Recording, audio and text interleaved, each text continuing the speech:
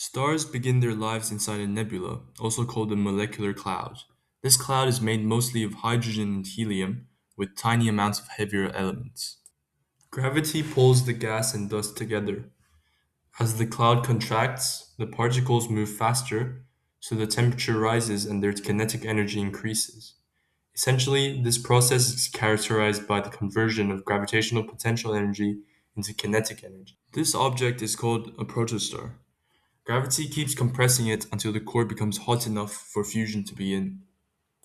In the main sequence, hydrogen nuclei fuse into helium.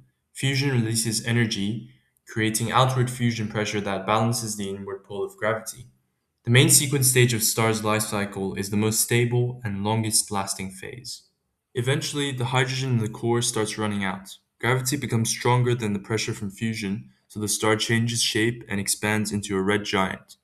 More specifically, the star initially cools down and shrinks due to the inward gravitational pull.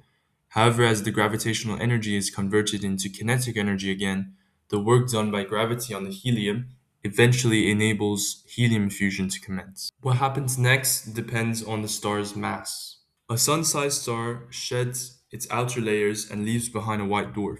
It no longer has enough mass for more fusion, and it is supported by electron degeneracy pressure. A much bigger star becomes a red supergiant and keeps fusing heavier and heavier elements. When it can no longer produce enough energy, gravity causes the core to collapse and the star explodes in a Type II supernova.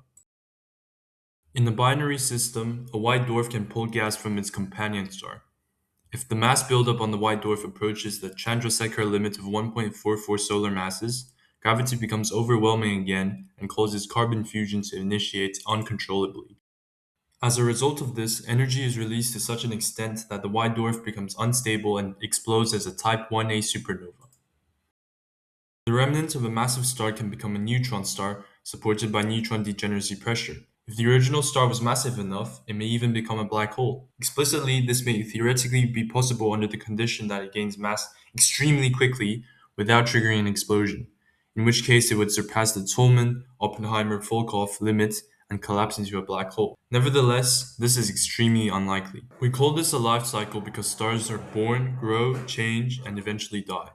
Their fate depends mostly on their mass, gravitational force, and the type of fusion.